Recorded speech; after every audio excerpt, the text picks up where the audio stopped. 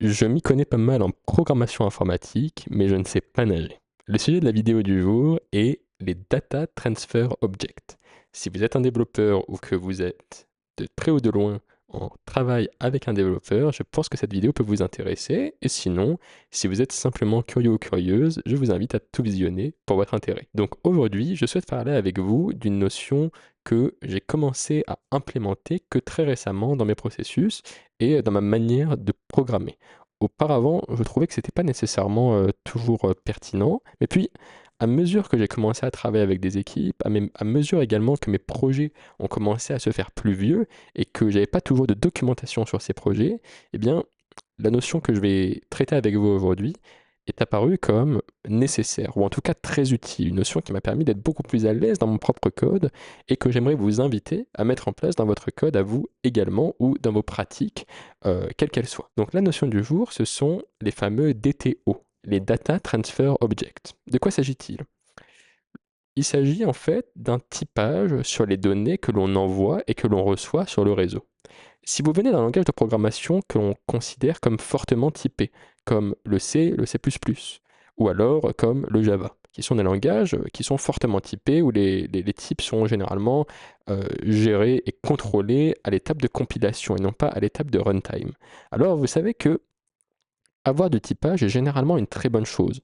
Ça vous permet d'anticiper les erreurs, ça vous permet de auto-documenter votre code, ça vous permet d'avoir de la bonne autocomplétion, ça vous permet d'avoir de bons contrôles statiques sur votre code pour, un soir à 2 heures du mat, pendant que vous travaillez, ne pas être surpris par certaines erreurs, ou alors, quand vous perdez un peu la mémoire, que vos outils d'assistance à la programmation puissent être plus performants.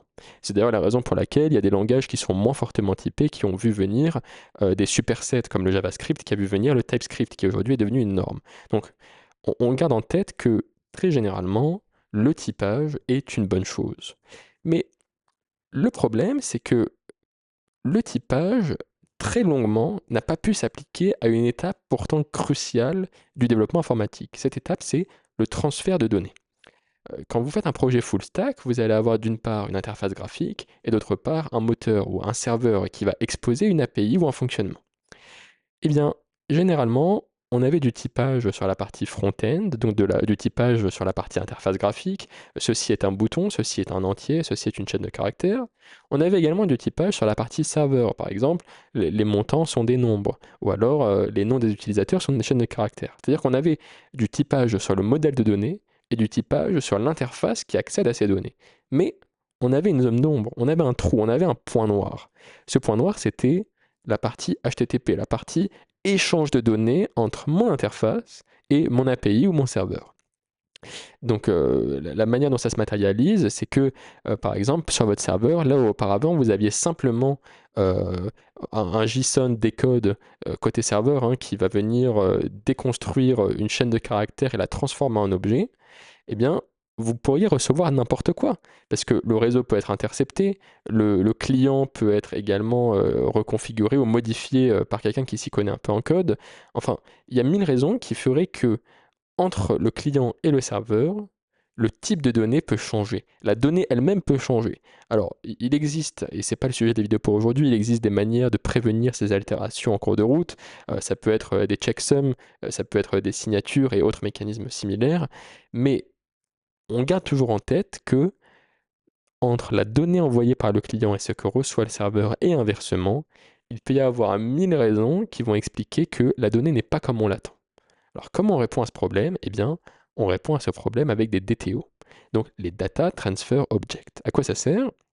Ça sert à apporter un typage sur la donnée que l'on envoie et que l'on reçoit. C'est-à-dire que, mettons que sur votre interface graphique, vous souhaitiez envoyer un nom, prénom et mot de passe à votre serveur. Eh bien, là où auparavant, vous auriez simplement un appel HTTP où vous allez faire un JSON encode donc pour transformer un objet en une chaîne de caractères JSON qui puisse être envoyée par API, eh bien, au lieu d'avoir juste ça, maintenant, vous allez avoir un typage là-dessus. C'est-à-dire que vous allez pouvoir créer une méthode qui dit, moi, en entrée, j'ai besoin de tel, tel et tel champ, et je vais ensuite en faire un JSON. C'est-à-dire qu'il y a une étape intermédiaire qui est celle de typer les données que l'on envoie avant de les envoyer. Et côté serveur, quelle forme ça va prendre? Eh bien, plutôt que d'avoir un simple JSON parse et derrière, vous allez donc reconstruire votre objet en local à partir de la chaîne de caractères et vérifier que tous les champs sont présents ou pas présents, vous pouvez simplement avoir, au niveau de votre framework, au niveau de la librairie qui vous permet de gérer vos communications sur le réseau, vous pouvez avoir une partie qui va s'occuper de retyper ou alors d'attendre un type sur la donnée qui est reçue. Pourquoi est-ce que c'est extrêmement important? Parce que, premièrement, si vous avez une équipe qui travaille sur le front et une autre équipe qui travaille sur le back, eh bien, pour qu'ils puissent communiquer entre eux, la règle générale a toujours été oui, on va documenter une API ou alors on va respecter un standard qui est le standard OpenAPI ou Swagger, etc. Et ensuite, on se communique ces documentations d'une équipe à l'autre. Et ça, c'était pas mal. Et honnêtement, ça a toujours pas mal bien fonctionné. Mais en fait, il s'agit d'un élément qui vient contrecarrer un problème humain. Le problème de un individu A ne connaît pas les spécifications d'un programme conçu par des individus B. Mais en fait, nous, on souhaite aller encore plus loin. Avec les DTO, avec ce typage au niveau de la donnée envoyée et reçue, on souhaite apporter une contrainte technologique plutôt que simplement humaine. On souhaite dire, en fait, le programme ne va pas tourner s'il ne reçoit pas les bonnes données ou s'il n'envoie pas les bonnes données. Donc en fait, ça va même encore plus loin que le fait de documenter ou de suivre des normes API. Ça vient dans le code vous apporter des garde-fous, vous apporter de l'autocomplétion, vous permettre, même si vous utilisez des systèmes à la ChatGPT et Claude, vous permettre de générer du code plus intelligemment et de contrôler votre code plus intelligemment. Donc demain, par exemple, si un développeur front-end et un développeur back-end travaillent sur une même fonctionnalité et qu'il y a des DTO, il y a ces Data Transfer Objects, eh bien, ils n'ont même pas besoin de parler ensemble, ils n'ont même pas besoin de consulter une quelconque forme de documentation, parce que les types définis dans les DTO par le front-end et le back-end permettent à l'un et à l'autre de travailler rapidement et de manière sûre et confortable.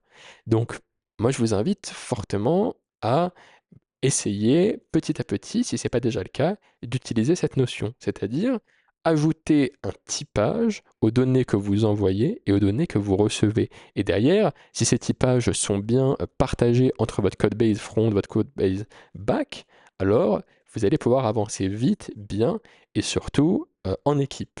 Et il y en a qui pourraient se dire, ouais, moi je m'en fous, je travaille toujours tout seul, j'ai pas besoin d'une équipe, ça m'intéresse pas. La réalité, c'est quand même pour vous, c'est extrêmement utile parce que très généralement, même si vous travaillez seul, que vous avez un cerveau qui est capable de matérialiser de manière abstraite tous ces concepts, eh bien, quand vous allez revenir sur votre projet 1 an ou 2 ans après, eh bien, la seule manière pour vous de savoir ce qui est envoyé sur le réseau va être vraiment une manière pas très pratique. Vous allez devoir ouvrir votre inspecteur de réseau sur votre Chrome ou alors ouvrir un proxy. Vous allez ensuite devoir envoyer une requête, donc simuler un envoi, faire un test manuel. Et derrière, après l'envoi de cette requête, eh bien, inspecter dans votre inspecteur réseau le contenu de cette requête et vérifier est-ce que ça roule, est-ce que ça roule pas. Alors qu'en fait, vous auriez pu en seulement quelques secondes simplement consulter vos typages de DTO. C'est-à-dire vous auriez pu simplement aller dans votre code source et regarder quelle forme prend la donnée qui est envoyée et quelle forme est attendue sur la partie réception. Et ça aurait été beaucoup plus vite. Vous n'auriez pas eu à refaire un test manuel, à ouvrir votre inspecteur, à ouvrir votre arbre JSON en inspection. Enfin, ça vous évite une tonne d'étapes et même ça vous permet de simplement regarder le code source sans avoir besoin de relancer un environnement de développement, relancer des tests et de perdre du temps sur ces parties. Et je pense que ça peut être bénéfique pour tout le monde en fait, tout simplement. Pour essayer de clôturer sur le sujet et juste matérialiser encore un peu plus la chose, pour ceux qui pourraient se demander d'accord, mais dans mon code je fais ça comment? En fait, vous cherchez simplement DTO et votre langage de programmation est 9 fois sur 10, il y a quelque chose qui va ressortir, qui va être bon et la manière si je puis dire, standard ou universel de fonctionner dans votre langage. Par exemple, si vous utilisez JavaScript ou TypeScript, vous avez des frameworks comme Nest.js qui implémentent ça nativement. Si vous utilisez du PHP, 9 fois sur 10, ça prend la forme de ce qu'on appelle un objet form request. Si vous êtes sur du Codeigniter, du Laravel, c'est pareil. Si vous êtes sur du Ruby on Rails, vous avez également ce système de quelle est la donnée que l'on attend, quelle est la donnée que l'on envoie. Et avec les deux, on peut avancer rapidement, simplement, et surtout quand on a un problème, c'est beaucoup plus facile à débugger. Donc, je suis curieux de savoir si vous utilisez déjà ce fonctionnement dans vos projets et si ça vous a permis d'avancer plus vite ou alors si vous avez vu même une amélioration avec ce fonctionnement depuis que vous avez commencé à l'utiliser. Donc, je vous laisse me dire dans les commentaires et puis la parole est à vous.